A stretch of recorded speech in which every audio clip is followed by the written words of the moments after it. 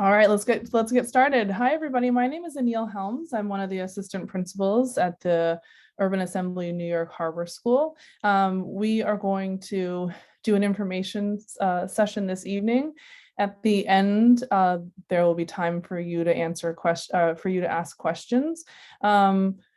Throughout this evening, if you have questions, you can go ahead and put them in the chat. It'll be chatted to either myself or Mike Cohen. Mike Cohen is here with me tonight. He's our partnership manager working for the Billy Oyster Project. So let's go ahead and get started. I just want to give you a brief overview of the Harbor School. The Harbor School was founded in 2003 in Bushwick with the intention to connect students from New York City to the New York Harbor. So if you think of New York City, you don't think of it really, the first thing you think of really isn't that it's surrounded by water, but in fact, we are tons of islands surrounded by water. And with that comes a lot of, both jobs and connections to the water that we thought that New York City students were missing out on. So the intention was to connect our New York City students to the harbor. So we started in Bushwick, which is in the middle of land, and is landlocked. I mean, relatively speaking. And so we decided to move to Governor's Island in 2010 so we could be much closer to water. We are a career and technical education school, so I'll use that term a lot tonight. I'll use it by its acronym CTE. And we are also a college prep school. 100% of our students are in both the career and technical education portion of our school and the college prep portion of our school. So it's not that you choose one or the other. All students are in both programs. And our graduation rate is about a 92%. So before we kick this off, we want you to meet one of our students, Ashley. This was from our 15th anniversary video, our first 15th anniversary celebration. And we just want you to get a taste of what some of our students are doing. And we just like to introduce you to one of our former graduates, Ashley.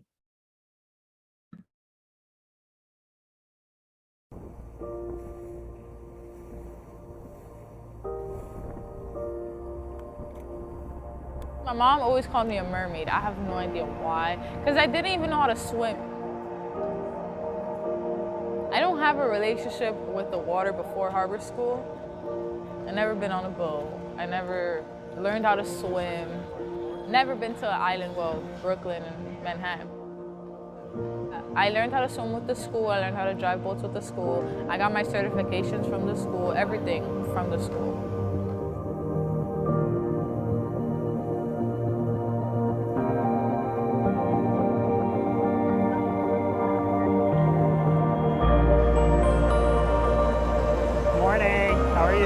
Sign right in, okay?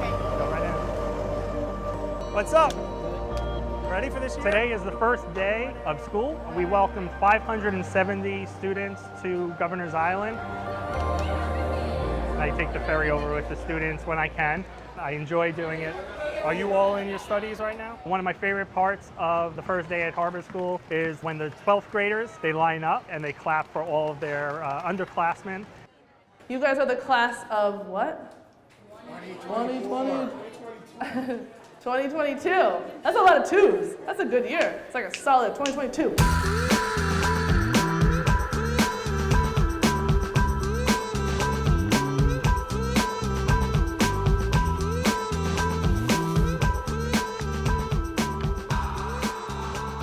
I was right out of college.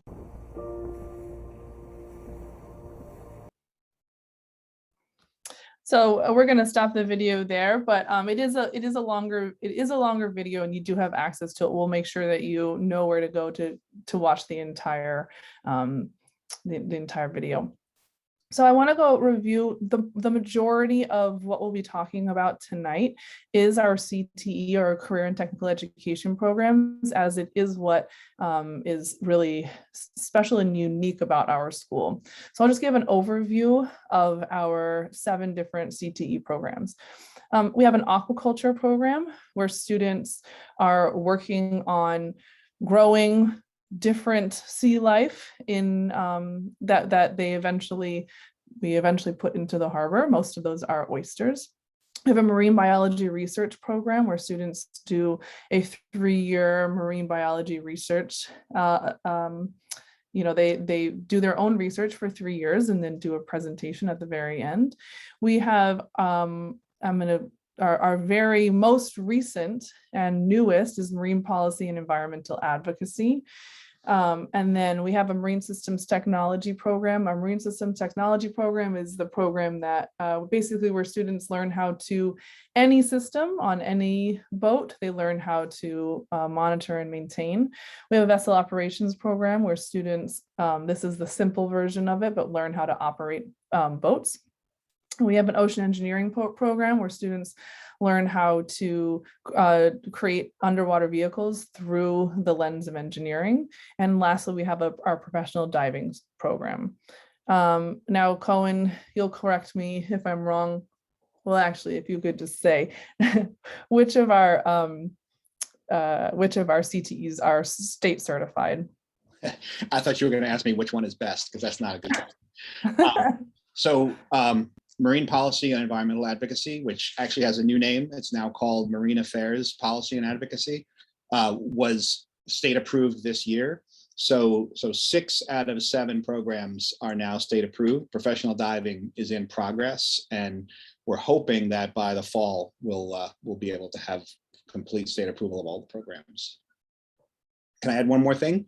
Absolutely. When you mentioned MST, Marine Systems Technology is actually split in half, and students can study marine engineering, but they can also study welding.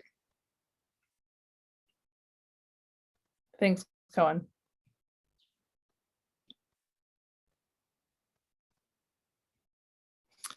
Cohen, do you mind talking about this slide as well? If I unmute myself, I will. So yeah, this is just one slide out of a set of slides that shows a sample of careers that can grow out of all of these programs. So in this case, ocean engineering, we spoke to our teacher and I said, and we said, give us a list. And this is an excerpt from a very long list of opportunities. And we will dig up the link. We will actually email you the link to the full slide set, because we're in the middle of updating it right now.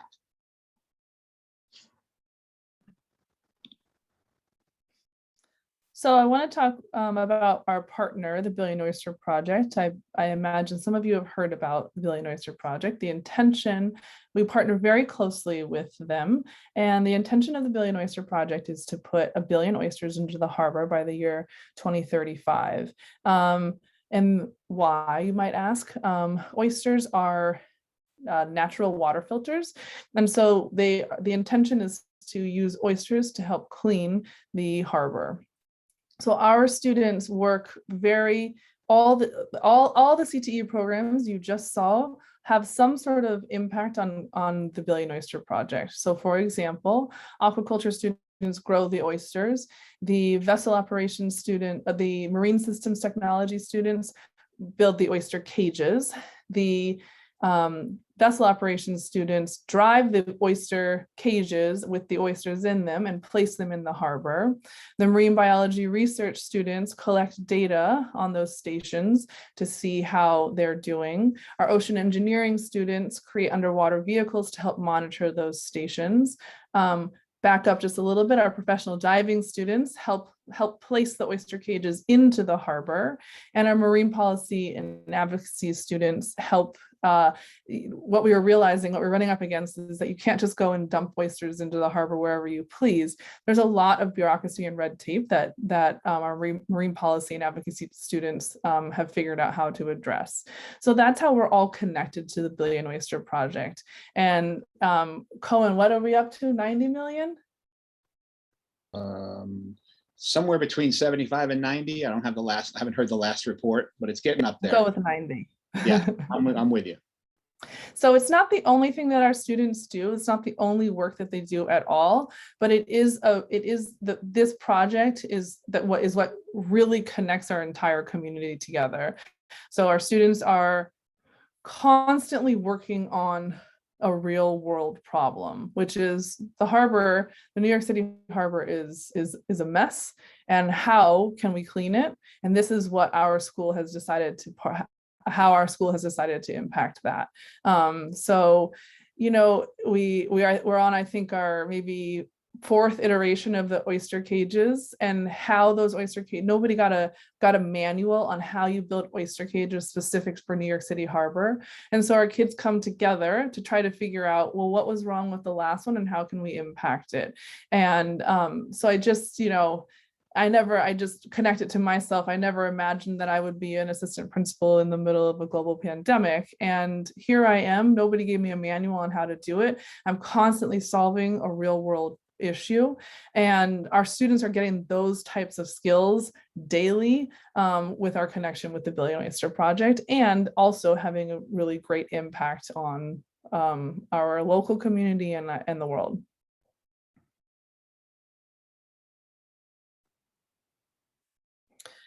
So I wanted to just give you a video of what the Billion Oyster Project does. I hope you enjoy it.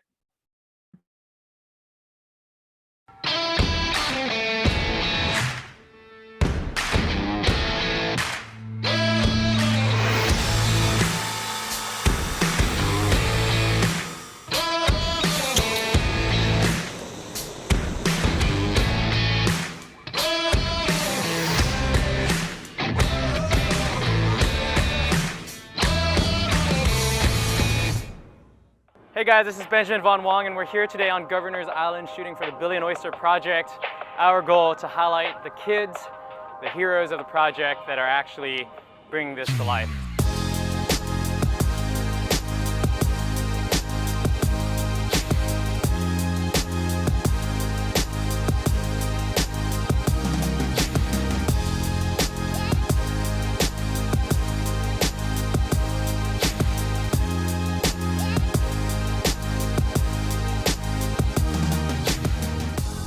Back when the settlers were coming in, there were oyster reefs and like mountains of them, tons of them, but we ate those away. Oysters are keystone species, and what they do is they filter the water, and any like sustenance that's in the water, they'll process that and they'll eat it. That's their food. Like one fully grown adult oyster can filter 50 gallons a day. I'm making a tangible difference in my environment because we live in an island city, so it's really great to know that when I come out here to help, it's definitely making a difference. It's not like, oh, I'm gonna write this paper to the governor and like maybe something will happen. It's like, oh yeah, I went out sampling on Saturday. What did you do?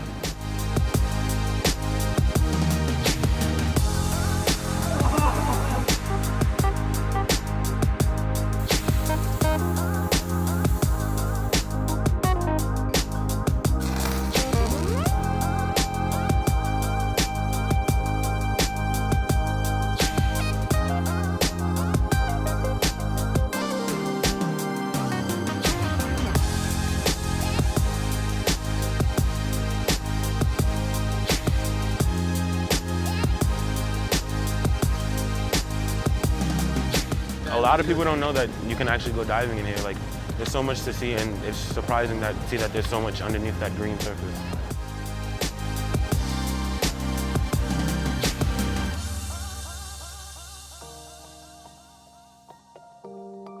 I believe that when people see these photos, they see these larger-than-life children doing amazing work, that they're going to feel more engaged, that they're going to feel like they want to participate and learn more, and hopefully get that motivation to make a difference themselves. The younger kids look up to the older kids as role models. The parents look down at their children as role models. And so it really hits a really wide demographic that I feel can really make a difference. And if there's one thing that the Billion Oyster Project is about, it's about getting everyone to believe that they can make a difference, that they can be part of this change. An adult, pretty much, an adult can do the same thing a kid can do. It's not even that different. Think about what you want, like, your legacy to be. What do you want to give to us? Because I don't think there's anything better than giving us a clean environment, because we've pretty much wrecked it. It's the least we can do. And if like New York has beautiful waters, if you would like to go swimming and just like take your kids up to the Hudson one day, Like, I can imagine that. Like, we're not at that point yet, but that'd be amazing because the Hudson is so beautiful.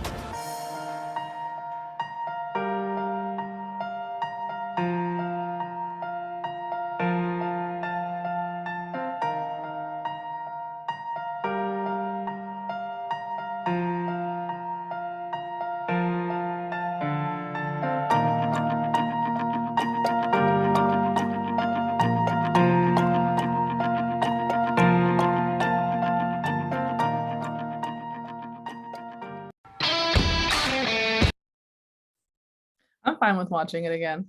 So I just want to tell you a really quick story. One time about 7 years ago, when I was in the same exact position, my first year as an assistant principal at the Harbor School, it was at a open house tour. It was in person, but I was saying these things about oysters and the Billion Oyster Project, and I was saying that an oyster can filter up to 5 gallons of water a day. And I was like, that's amazing to me. And then I went to a Billion Oyster Project party once, and on the kind of like up above the wall, it said it could filter up to 50 gallons. And my mind was just blown because I thought 5 gallons was a lot, but it turns out it was 50. So I think it's a really just incredible project, and I'm happy that our students and everybody gets to be involved in something so impactful. So let's just go over, next up, I'm going to go over some pretty FAQs. So how do ninth graders pick a CTE? In a student's ninth grade year, they participate in something called the Harbor Field Class. And through that, they learn all about the New York Harbor, and they learn about the different CTE programs. At the end of their ninth grade year, they rank their CTE programs, and through that process, a panel of people get together to figure out where a student might fit best. Almost always students get their first or second choices. And what happens a lot, if you end up coming to our school, I ask that you come in with an open mind, because what ends up happening a lot is that students come in with saying, like, this is the program. I know I want to go into diving. I just know it. And then as they go through the field class, they start to see that there are other programs that they didn't even know existed. I didn't know really what aquaculture was before I started working at the Harbor School. And you start to realize that is something that you didn't even know existed, might be interesting to you. So that's the process through which students pick their CTEs. So like I said before, I want to be really clear that we are a college prep school. This is more focused on our career and technical education component of our school, but I do want to talk about this. So about 94% of the class of 2021 received college acceptances, and students we have an incredibly diverse population of students, and that is reflective in where students go to school. When I say diverse, what I mean is that we have students from all over the city. We have students from every ethnic and racial background, and we have students from all different socioeconomic backgrounds. New York City public schools are some of the most segregated schools in the entire country, and our school is not. So I just want to be clear that where our students go to school is really reflective of the diversity of our school. We offer courses. We are a small school. We're about 530 students, and we work really hard to meet the needs of all of the students that come to our school. So what I mean is, a lot of times students in their 8th grade year will take algebra or living environment, and then when they come into our school, they will take something different than that. If you go to another school, sometimes they make you retake those courses. If you come into our school, if you took algebra in your 8th grade year, you'd take geometry in your 9th grade year. And if you took living environment in your 8th grade year, you would take I can't even think of it right now, or science in your 9th grade year. I say that to say we try really hard to make sure that our program matches up with your needs. So we have AP Calculus, AP English, AP Literature, AP Environmental Science, and college math prep courses. Students, and we also participate with College Now courses. And those are through different community colleges, so either BMCC or Kingsborough. What is the male to female ratio of the student body? As you can see, it's males is 67 and females is 33. We work really hard. We're working really hard to kind of make that more even. But I will say that as you walk down the hallways of our schools, you notice that the young women in our school have a really kind of strong sense and a strong presence in our building. This is the ethnic representation at our school. 6% Asian, 17% Black, 41% Hispanic, 26% white, and 10% other. And what percentage of your students are special education? About a quarter of our students are students with an IEP. That's about double the city average. Our school has a very strong culture of special education. About 3/5 of our courses of our classes are ICT classes. That means that there are 2 teachers in about 3/5 of every single class in our school. We work really hard to make special education at our school something that is talked about, celebrated, and we want to make sure that students, for whatever learning disabilities they have, that we are working to meet their needs as well. So we have we have French. Students take French in their 10th grade year. They get 2 credits of foreign language. And I want to be clear that a lot of schools want more than that. So if you are interested in, when I say a lot of schools, a lot of colleges are interested in students having more than that. If you are in that position, we work with you to make sure that we'll sign you up for an online foreign language class. Actually, our guidance counselor just today signed up somebody for a foreign language class online so that they could have extra foreign language credits in order to meet that some colleges foreign language requirement. We have 1 year of art. We have an amazing art teacher. Students take art in their 9th grade year. She is an amazing art teacher. She does have after school arts program, but we're not an art school, so that's something to take into consideration. We have a wide variety of after school clubs. So we have maritime after school clubs that includes rowing, sailing. We have a waterfront club that helps maintain and monitor the waterfront. We have 2, I forgot to say this, we have 2 buildings on the island. One is our main building and the other one is on the other side of the island, and it's much closer to the water. And that's where our waterfront after school club really maintains and monitors that entire waterfront. And we have fishing.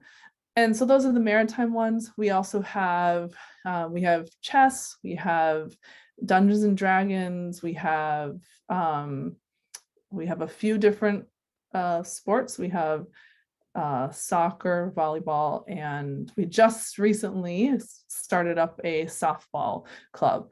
So a lot of people will ask, do you have this, do you have this, or do you have this? And whether the answer is right now, if the answer right now is no, we work really, really hard to make sure that if you are interested in starting a club at our school, that you are able to. So a few years ago, Dungeons and Dragons didn't exist at our school, but they actually meet on Thursday afternoons. They met this evening. What time is it right now? 6:28. They left on the 6 o'clock ferry. It is one of our most highly attended clubs, and it's probably our most boisterous. So I say that to say that we used to not have one, and now we do. And so it was because the students came up to me and said, "Hey, we'd like to start this club." And we said, "Okay, let's get it going." So in order to get to our school, you have to take a ferry. We are on Governor's Island. You take a ferry from the lower Manhattan, and I get to now say you could take a ferry from Red Hook in Brooklyn. And that was literally as of about 2 weeks ago. So we've been really fighting for that, and really excited about that. The ferry from Manhattan to Governor's Island is free for students. We're working on making sure that the ferry from Brooklyn to Governor's Island is free as well for students. Safety on the island, I just want to say that it's absolutely our most, my job as an educator is, if you came to our school, it would be to educate your child However, before that is safety. Safety is absolutely my top priority, and that's both physical, emotional, mental safety. And so I just want to say that I'll say one thing about something that really tripped me up when I first started working at the Harbor School was what happens if you have to call 911, right? I just couldn't understand what we were going to do. First of all, we have an EMT on the island all the time. So that's who we first call. And then if for some reason an ambulance needs to come out to the island, we work very closely with the ferry terminal, and there is a ferry schedule, of course, but the ambulance is the one that runs the ferry schedule if an ambulance decides to show up. So I used to work on 30th and 6th Avenue in the city, and we get ambulances to our school quicker, right, than I used to at 30th and 6th, just because of the traffic in the middle of the city. We are a uniform school. I'm wearing the uniform right now. I'm wearing what we call a harbor outer layer. So the uniforms are either a harbor sweatshirt or a harbor t-shirt or a polo shirt. You can wear anything you want to on the bottom, as long as you're wearing clothes on the bottom. Admissions, we are a unscreened school, and we are part of the diversity plan proposal. So that means that 69% of our seats are saved for students who qualify for free or reduced lunch. And all of that is lottery based. So both for all seats at our school, it is all lottery based. And I'll just say people ask, what do I need to do in order to get my kid there? And it really is to apply to our school. It is kind of, I wish I could tell you, there's no application, there's no interview. I wish I could tell you some secret about how it works. But the main thing is to apply to our school. And if it's your top choice, put it as such. So these are for more information, you can go to our website or to our admissions page. The QR code is for the admissions, directly goes to the admissions page. So I'd like to answer any additional questions. I have a few in the chat right now, but if you do have questions, go ahead and put them in the chat. So let me just take a look at the questions that are here, and I'll start answering them.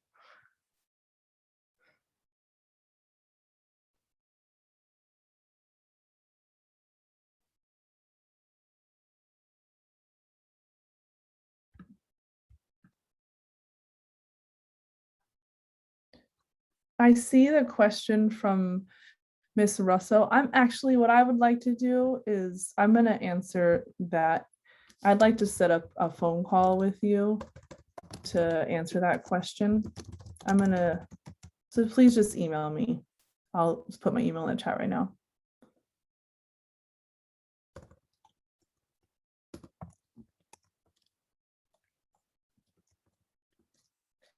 Alrighty. So what were the clubs again? I said we have a lot of maritime themed clubs, but I don't want to list them all out because they change year to year based on student interest. But some standard ones are rowing, sailing, fishing, waterfront. Those are the standard maritime ones. The sports ones, we have soccer, basketball, volleyball, and just recently softball. And then we have a slew of other kind of niche clubs. So an art club, Dungeons and Dragons, chess, and again, that wasn't an exhaustive list. What's the average homework load per student? I would say that the homework load is relatively light, is what I would say.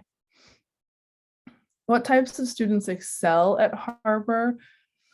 I would say students that have an open mind and there are so many new experiences that happen at the Harbor School that you really want to come with an open mind and an open heart to try those things out. We have if you are accepted into our school, we have something called INDOC, which is our summer program that happens for accepted students over the summer, which if you're accepted, I'll send you much more information about that.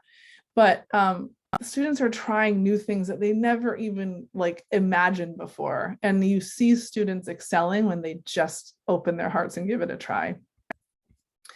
So the school day starts at the students need to be on the 8 a.m. ferry in order to be on time to their first period class. What happens if you miss a ferry? You get really mad, first of all, and annoyed. And it happens to every single one of us. You'll sometimes you see the ferry leaving your sight, and it's very, very frustrating. And it happens to all of us. So what happens if you miss a ferry? You take the next one. The ferries run every half an hour. And then school day ends. Most days the final period ends at 2:45, and students get on the 3 o'clock ferry back to Manhattan. That changes on Wednesdays. They leave a little bit later on Wednesdays. And after school clubs generally last anywhere from about 4:30 to sometimes 6. The last ferry off the island is a 6 o'clock ferry. What happens if you miss that ferry? It's never happened in the 7 years that I've been there. Doesn't mean that it couldn't. If for some reason you miss the 6 o'clock ferry, we would communicate with the ferry people, and we would coordinate some way to get you home. Let's see. What's the first day for students like? So 9th grade students do an orientation on their first day. I would say that the first day for students is, for me, both exciting and nerve-wracking, and I look forward to it every year. You saw it in the video, but it's we have our 12th grade students kind of line up in front of the building and just cheer everybody into the building, and it's just an incredibly exciting experience. All of our 9th grade students do participate in a day-long orientation the first day. Yes, French is the foreign language that we offer. Okay, let me read this one. So what's the difference between let's see. There's a question about CTE track versus not, and there is no CTE track versus college prep track. 100% of our students participate in both the CTE track and the college prep courses. So when I say our college prep courses, that's more like just traditional Regents. We are a Regent school. So those courses are more traditional Regents-based courses. And then our CTE classes are for your CTE certification. So I know I didn't go over this, but a 9th grade student does that Harbor Field class. They have that period. They have that course 1 period every single day. Their 9th grade year. Their 10th grade year, they either have 1 or 2 periods of CTE every single day. And then our juniors and seniors have 3 periods of CTE in the afternoon every other day. And so CTE is a really big portion of our school.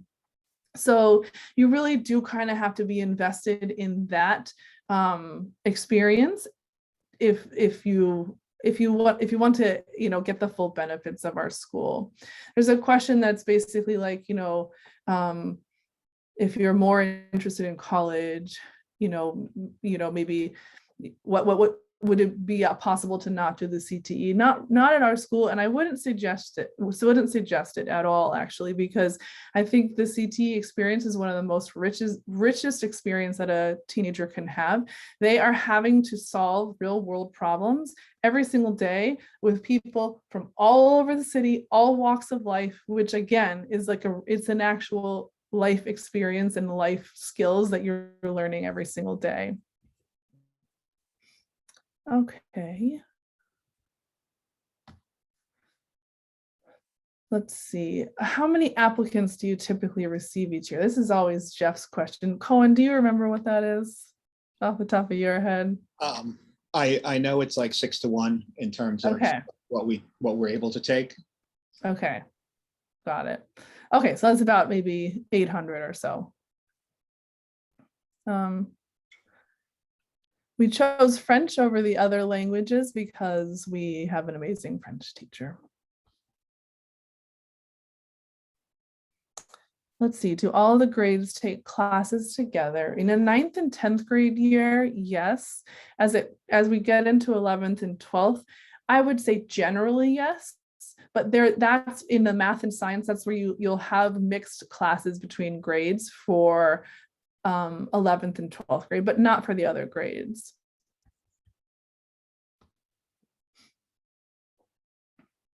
Let's see.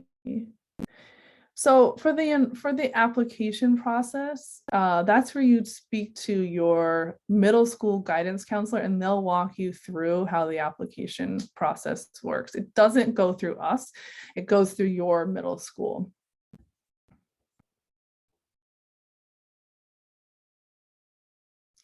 Okay, that's actually it right now. Let's see if there's any other questions.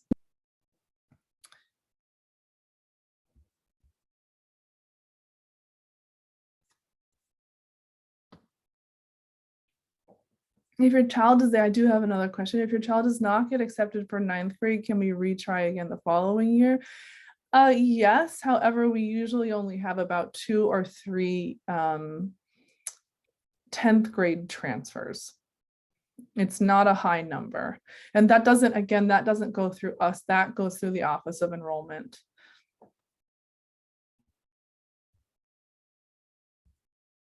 And also, if I didn't for some reason answer your question, please just re-put it in the chat.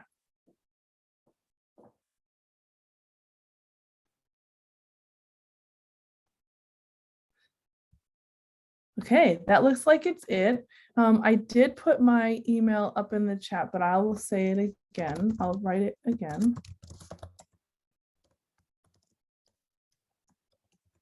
If you do have more questions, please don't hesitate to email me. This is a really, I have a 6th grader. I don't think I'm looking forward to our 8th grade year when this process happens, because I see the stress on 8th grade parents and kids' faces. I will say that I feel fortunate that we live in a city with such a broad range of schools. So, you know, I really love our school, but there are a lot of really good schools out there. Let me end. I do have a few more questions in the chat. Is there a waiting list for unaccepted students? There is. I will say that we weren't able to take any students on the waiting list this year. And do you have a sense of when the construction of the new building with the pool or gym will be finished? No, I don't have a sense of when it will be started either, but we are pushing for it to be started in the next 2 to 3 years. But we're working with the New York City Department of Education on that, so it's not all in our control. I wish it were. So that's it for me. Again, if you do have any other questions, please make sure to go ahead and email me. And I hope you all have a really wonderful evening. Thanks so much.